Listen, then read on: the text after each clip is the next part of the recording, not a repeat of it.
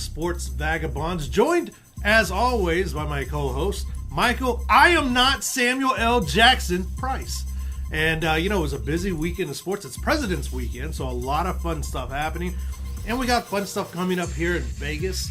We're coming to you live from Vegas. And, let's kick it off. The big thing, the big sports, event over the weekend was probably the NBA's All-Star Weekend. Yeah, yes, it was. I mean, we look at it, and it's funny that it's during Black History Month. I don't know. It just cracks me up that the NBA All-Star Game, Black Weekend, shortest month of the year. But you know what? It was a good one. We look back. I love the way that they expanded it. The different things, the competition, the skills competition that they put into it. It's just not about the three-point shot anymore and the slam dunk contest, even though I don't know if I like the new format of the slam dunk contest. I like when there was a bunch of people and they had several dunks. Now I think they have to get so creative that it's not as much fun anymore. Did you get a chance to watch it? Yeah, I got the chance to watch a little bit of it. Okay.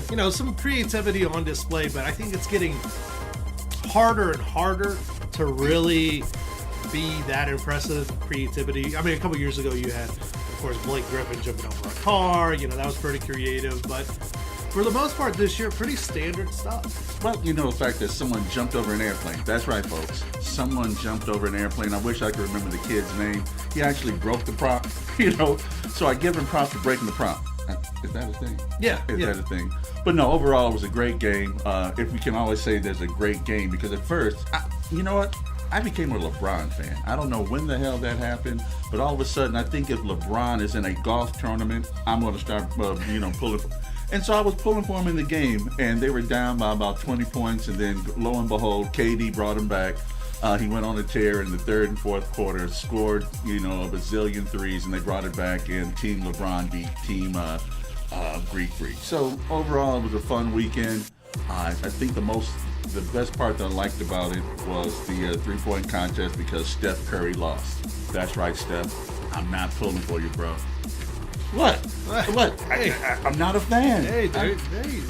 Hey, free country, right? You can be fans of whoever we want to be fans of. Here's a question. So last week and the week before, I believe on NBA First Take, wonderful Rachel Nichols, I love you. They had Scottie Pippen on there, and every time they showed his stats, they showed, he did win an All-Star Game MVP.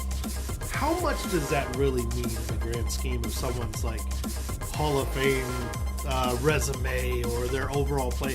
Does it really matter? I mean, KD picks up another All-Star Game MVP. Does that really matter anymore? Or is it just kind of one of those throw it? Someone's got to be the MVP, so let's just give it to somebody? Well, you know what? I think it means something if it's in your host town. Because it was in Charlotte yesterday, so Steph Curry was the one that they were thinking was going to be able to pull it off. He had a decent game. His main focus was going to be to win the three-point contest, which he came in second yesterday. Right. So I think if it's the host person there, then, and he wasn't the host team, but he grew up in Charlotte. Right. I can't think of my man's name from Connecticut. Point guard. I'm losing him right now. Jesus Christ. It's trash fire right now. It's trash fire. But anyway, he did not win it either. So it was Kevin Durant, which was the second time for him to win it.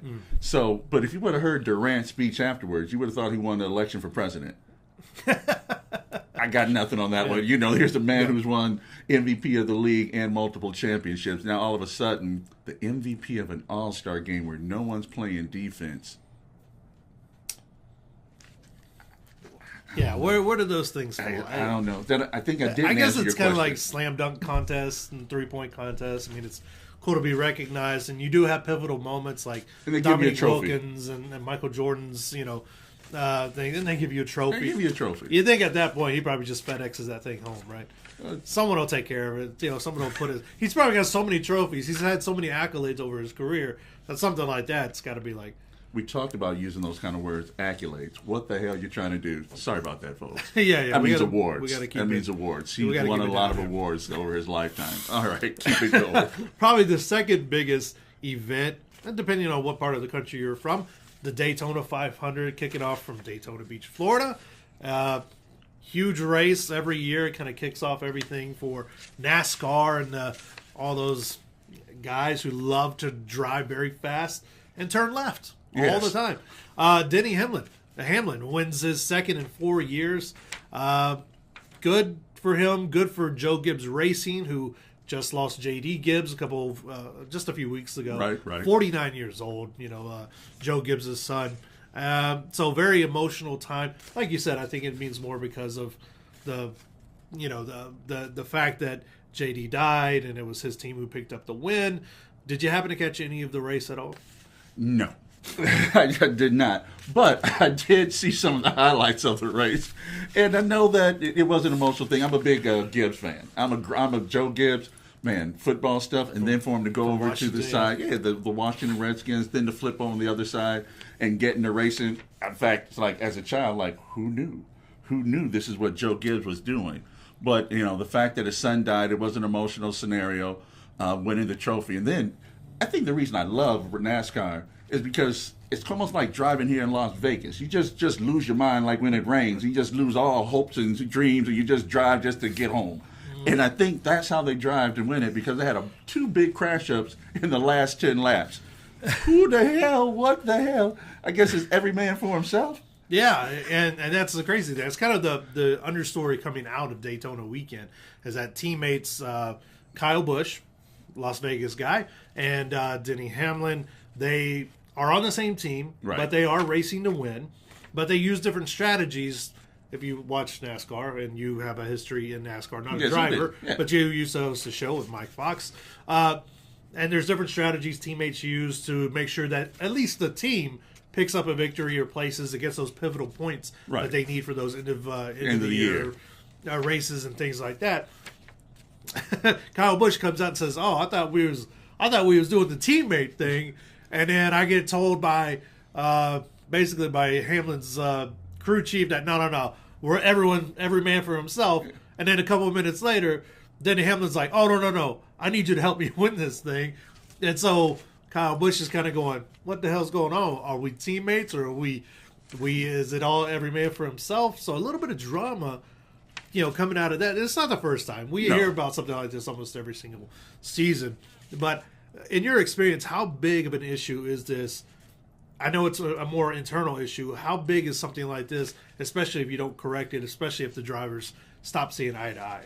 Well, when you look at something like that, Jeremy, it's in the moment, it's a bad scenario, but they understand that they are out there to win an award individually for themselves, win the cup, and at the same time win the bigger cup for the team itself. So if you're placing 1, 2, 3, yes, you're mad individually, but then it's the bigger scenario where your team is getting the points. So is Kyle Busch upset? Yeah, he's probably throwing some M&Ms at him. But in the same breath, he understands that, hey, you know what? When it comes time to help my team, I help my team. But when it's time for me to win, I got to go out there and do what I have to do. But they didn't go to throws. They didn't put hands on one another. So obviously it was something they were able to squash. And I'm sure that this is something that Joe Gibbs pulled them aside and had to talk about.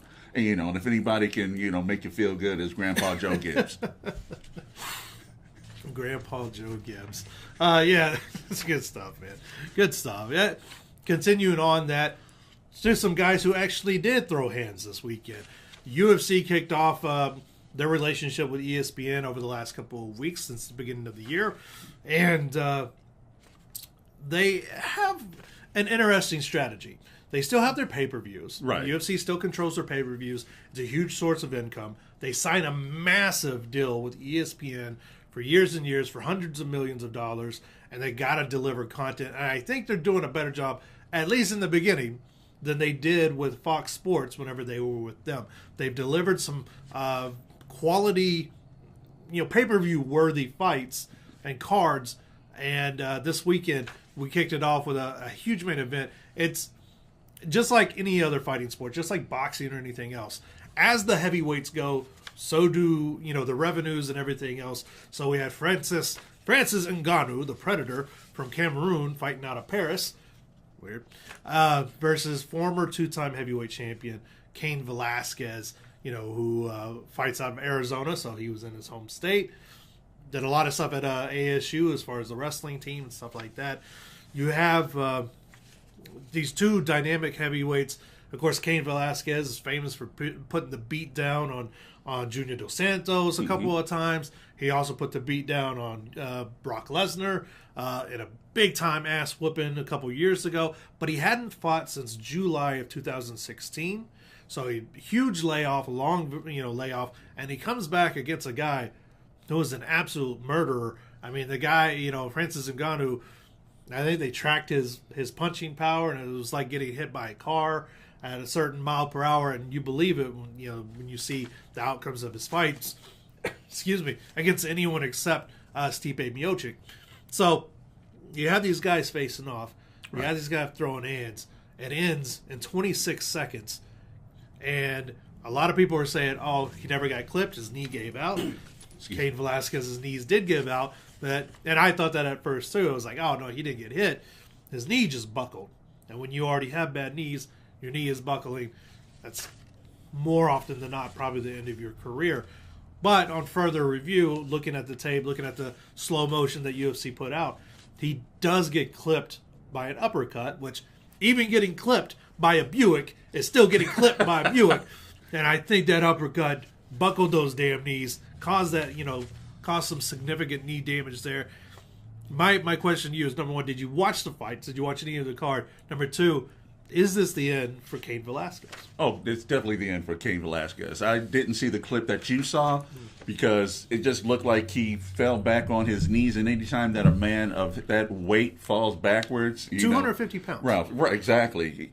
There's nowhere for you to go. The knees are gone, the ligaments are torn. We had this talk about my cousin Chris Jenkins. That injury happened to him every year.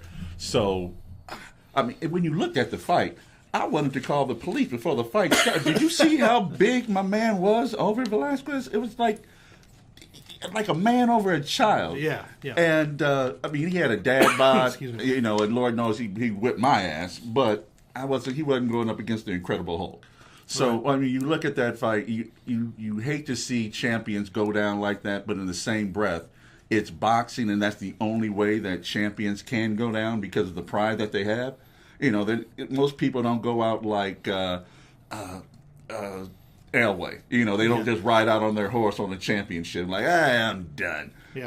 Everyone always thinks they have a little bit more in the tank. And in this one, the Buick is done. The Buick is done.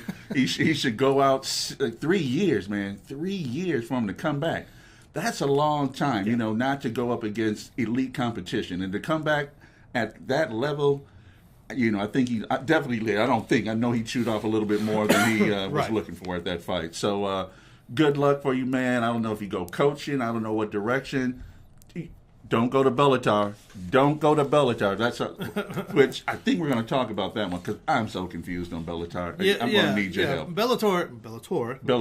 See, Bellator. Yeah, and like you said, to go back on your point there, especially in divisions like the heavyweight division where a single punch can change every single thing you do. And, I mean, you start taking those punches and you start getting clipped, you start getting knocked out.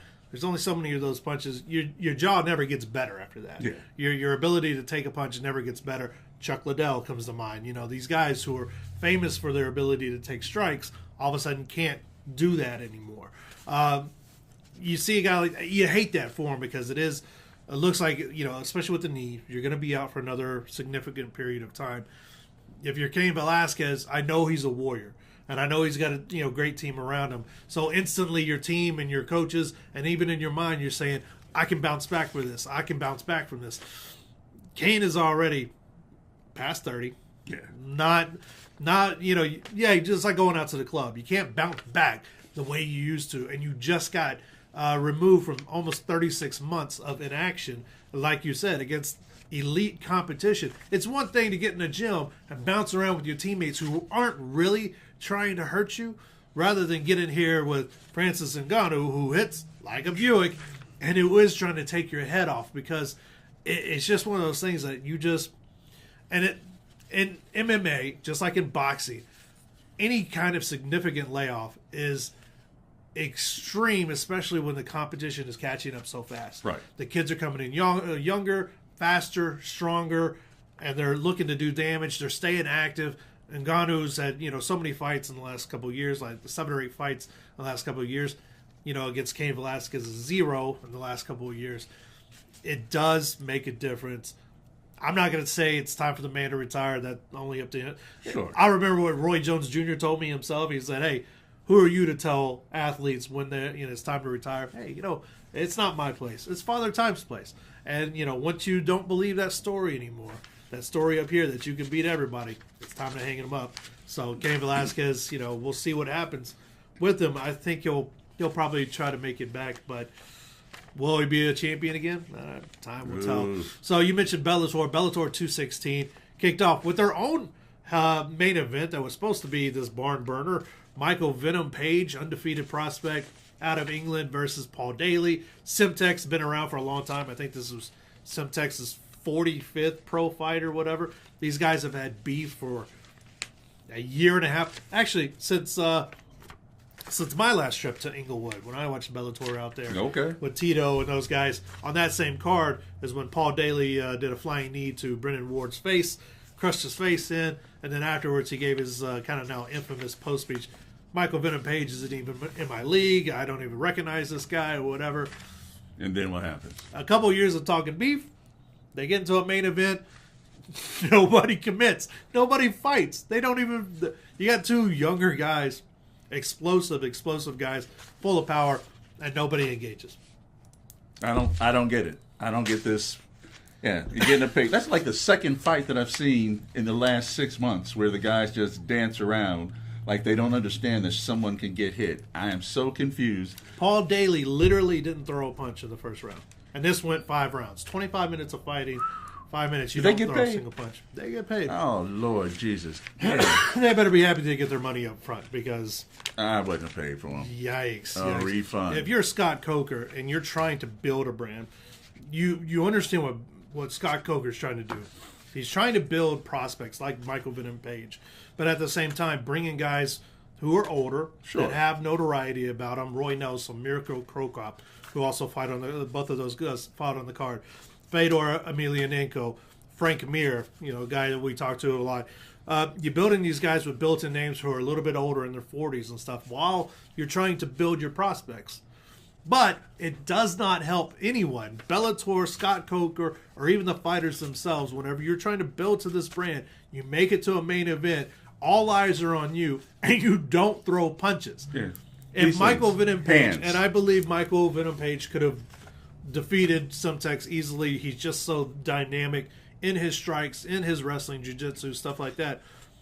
If you could beat him so easily, why didn't you go in for the kill? It was frustrating because the few strikes that MVP did throw were landing, and they were landing significant. He just didn't follow up. He was throwing one punch at a time. It happens a lot of times with younger fighters or guys who fall in love with one aspect of their fighting. You see guys, Rashad Evans, Sugar Rashad Evans from UFC years ago. Once he knocked out Chuck Liddell and Sean Salmon, he realized, oh, I'm a knockout artist. So he forgot that he was also a Division I wrestling champion, and he went into fights looking for the knockout every single time. And if he didn't see it, and he was a counter puncher, you ended up with a lot of boring-ass fights if he didn't KO the guy. Michael Venom Page can knock anyone out. He is knocking everyone out. He has fallen in love with that single one punch, one flying knee, one kick knockout, and that's what he's looking for every single time. Instead of taking Simtek to the ground and submitting him, he got taken to the ground, and I don't think he did. He wasn't ever in danger of getting submitted, but it was frustrating to watch because you're like, you're just toying with this guy. Just beat him so we can move on with our night because I got shit to do. I got kids and everything else. I got stuff to do in my night. So if you're Scott Coker, you got to be able to pull these guys aside and say, look, I'm not trying to tell you what to do. I'm not your coach, but I am your promoter. And if that's the kind of shit I can expect from you when I put you in main events, then you're probably not going to hit my main event for a very long time. But you know what? It reminds me of the scenario they have in the NBA right now with guys shooting three-pointers. And you go, what happened to the inside game? What happened to dunks? What happened to getting the old natural foul? Yeah. And, it sounds like the same thing where younger guys think, it's like, all right, this is my thing. This is my joint. Right. And it's like, no, you got a full arsenal of things that you can do. Use it. Right. You know, be a champ through and through. Be a champ through and through. And it's called mixed martial arts, man. You know, get in there, mix it up a bunch. You know, at least change levels. Change levels, shoot for a takedown. If you can get them down, beat them up, submit them, do whatever, especially if you have an overmatched opponent. Yeah. You know, if not, man, just what the showboating and dancing around and raising your hands and begging someone to come on. People fall in love with that Anderson Silva. You know, hey, come you come fight me or something like Lord. that. Instead of going and fighting them because they're looking for that one punch or that one knee knock. He threw 4 or 5 flying knees trying to catch Semtex with that beautiful flying knee that he has, but at the same time, it was like you can obviously beat this guy. Go ahead and handle your business. And especially if you have $1 million. 50 Cent was there. He's giving away $1 million to the winner of the welterweight tournament. You got $1 million on the line. Go in there, handle your business, and get the hell out. Collect your check. You know. Yeah, that's bad luck. Whatever. All right. So I got a question for you. Yeah. Because I know you're the one who's always telling me, you know, hey, go to this app, follow this app. Mm-hmm. We have the new station. Is it DAZN? DAZN. DAZN. Yeah. And Canelo. You know, he's the main guy on that. And then we also have ESPN Plus. Right. Now, when they first came out, you know, a couple of months ago or a month ago, I looked at it like, they'll sound cool. I haven't not heard a word from the DAZN lately. You know, I saw that first set of commercials that they had with Canelo and promoting him, and it looked great. And hey, come here for here, and you know, like, all right, guys, they got a lot going on. Are you ready to rumble? I ain't heard no rumble since. You know, but then I look at ESPN Plus. Man, they've just had fight after fight with load up to the fight, and we watched this fight on ESPN, and then it takes you to, you know, to see the main one, Klitschko fight the other, you know, I think it was last week that you had to go to Plus. So I'm looking at this, man, and the winner to me at this point, I think it has to be ESPN Plus. Am I wrong? Yeah, you know, the early feelings on ESPN Plus, just from a user standpoint. Right. When I'm looking at different apps, and we follow sports religiously, so I'm always going to have the apps. I'm always going to have that stuff, and it's part of our work. So we're going to pay for it. We're not really the target consumers. We're looking, you know, they're looking for more of that, you know, broad consumer dip where, you know, you can have 500,000 subscribers and stuff like that. Right now, ESPN comes out ahead, number one, because of the name. They have the brand. They have ESPN anyway. So people, even if they're skeptical, they're willing to throw down $5 a month for ESPN Plus. You know, you caught me right there. $5 instead of $9.99 for DAZN. Okay, you know, because they made a big splash when they signed Canelo. Well, good for Canelo. He got $365 million. I still can't believe that. I'm going to watch one Canelo fight a year, you know, 2 a year maybe. Yeah, that's cool. What else do you have, though? Right. You know, so they sign up and they're with Bellator. Oh, that's great. I mean, but Bellator isn't UFC.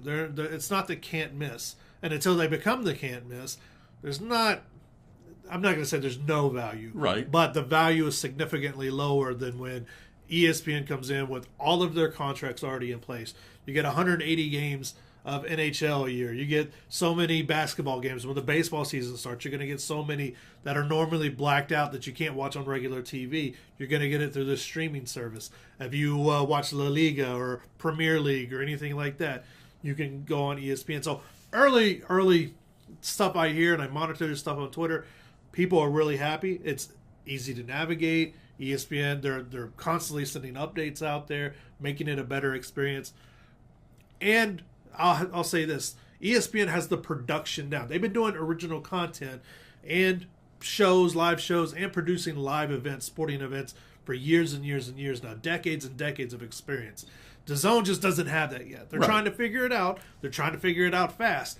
But it's almost, oh man, I know people are going to hate me for this. It's almost amateurish when you watch DAZN because not this past Bellator event, but the one before, someone hit a button and you could hear what was going on in the back of the Bellator event. They were talking to each other. There, you know, hey, when we come back from break, are we doing this? Are we doing that? To me, you know, yeah, I get it. Maybe that was an accident, but it was the entire show. You could hear everything that was going on.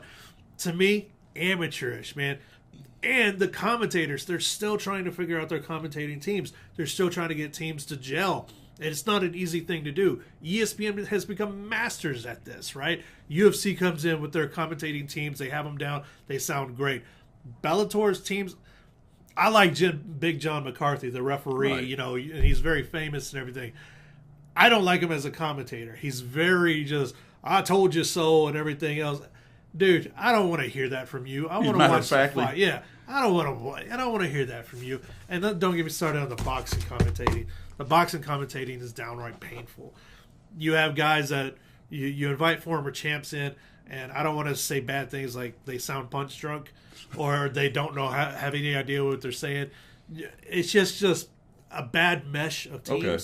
and it's very distracting when you have 4 and 5 guys in a booth, including a few women like Christina Ponder and stuff like that, and they're all trying to talk. Right, over While the one another. action's going on and everything. It's just, to me, DAZN's got to figure that out. They got to figure it out fast, and they got to get on board with some original content. Because just Bellator, just a few boxing events a year, right now for $9.99, nah. Yeah. Got to step your game up. DAZN, got to step your game up. Man, so let's take it out with some funny stuff. All right. Some funny stuff. So let's go with our Say What. Okay. And I thought you were joking when you presented this to me, man, because I used to fence. I don't know if you knew that or not. Yes, that's right. I was a fencer back in the day. Of course you were. Of course I was. In junior high school, I was part of the fencing club. We had Detroit is known for its We're diverse. African-American fencers. We're diverse. But you handed me these notes, and it turns out that, and let me see this right, that France has okayed a competition of fencing with lightsabers. Lightsabers. Yeah. What the hell, man? How the hell does this turn into an official competition?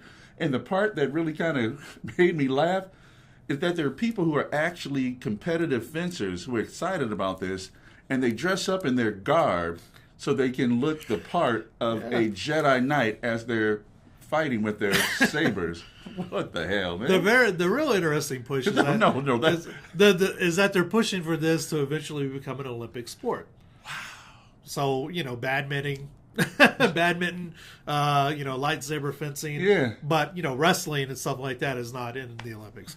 So they have these swords, and they got the computer chips in them that make the sounds, that voom, voom, voom, and stuff like that. I think, you know what? Most of us grew up with Star Wars, right? Most of us grew up with Star Wars. So I'd like to see this because I'm sure it is high level. I am sure. If you have gone this far, it's high level, and it's probably crazy fun to watch. Would I sit there all day and watch something like this? Would I watch it as an Olympic sport? I don't know. France versus the U.S. Only if each side can pick like Jedi versus Sith or something like that. Now, if they made it a big competition thing, I think that would be a lot more fun, like 10 on 10. Oh, my Lord. Olympic lightsaber battles. I don't know. It's the funniest thing I think we've ever had on Say What. And we've had some good ones. And these are grown-ass people. Grown-ass men. This ain't kids' sports. No. These are grown-ass people. And they're excited. Yeah, and they're excited. very excited. I think one guy's a professor or a doctor that I read, and he's just... It's like, oh my God. Can you go back to him and have him work on you after you found out that he is in a competition that involves lightsabers? Hey, man, here's what's maddening is that their votes count as much as yours do. Right. Whenever they're making decisions for the country, their votes count just as much as ours. Yeah, that's why they lose every war. I like Star Wars. I like that stuff. Should it be an Olympic sport? Should it be... That's why they lost every war. France, I don't know. You need to do better. Yeah, do better. You need to do better. And then this next one, I'm going to let you take this one because I thought you were talking about a chemistry thing, and I'm so confused. So the other news coming out, which is kind of funny, it's kind of sad, and it's a little kind of out there. The WWE, World Wrestling Entertainment, has made their first announcement for their Hall of Fame induction for 2019, and it's going to be the group D-Generation X. If you grew up watching pro wrestling, you know the name D-Generation X from, basically they kind of kicked off the Attitude Era. Stone Cold Steve Austin, The Rock, Triple H, all these big names that now come from that Attitude Era. Well, Triple H, Shawn Michaels, and at the time, Chyna started D-Generation X. It's kind of this outside misfit group that would go and cause trouble for the authority, because, Generation X, right? D-Generation. Okay. You get it? Say that, right. So the big thing out of this isn't the fact that, the boss's daughter's husband, Triple H, is putting himself into another category of this fictional Hall of Fame. I call it a fictional Hall of Fame because there isn't an actual building for this. It's just whoever they decide is in the Hall of Fame. Okay. It's kind of like the UFC's Hall of Fame. You're in the Hall of Fame. Great. Where's the building? Nowhere. All right. Great. It's just in our minds. Whoever. So virtual. And it's definitely not objective. It's definitely whoever. I was going to ask you about that. Yeah, it's definitely just whoever's on the boss's good side, which brings up the point of China. China died a couple years ago now. April 2016, she was a former bodybuilder who came in. She didn't look like the other divas at the time. She didn't look like the other female wrestlers. She was big. She was strong. She was, which often became a punchline in WWE before Linda McMahon started going into politics, and they couldn't do that anymore. And she became the first female to do a lot of stuff. She was in the Royal Rumble. She was the first female Intercontinental Champion for them, which was a huge deal. She broke down all kinds of barriers. Unfortunately, she left the company in 2001 amid this big split with Triple H, and in real life, her and Triple H dated.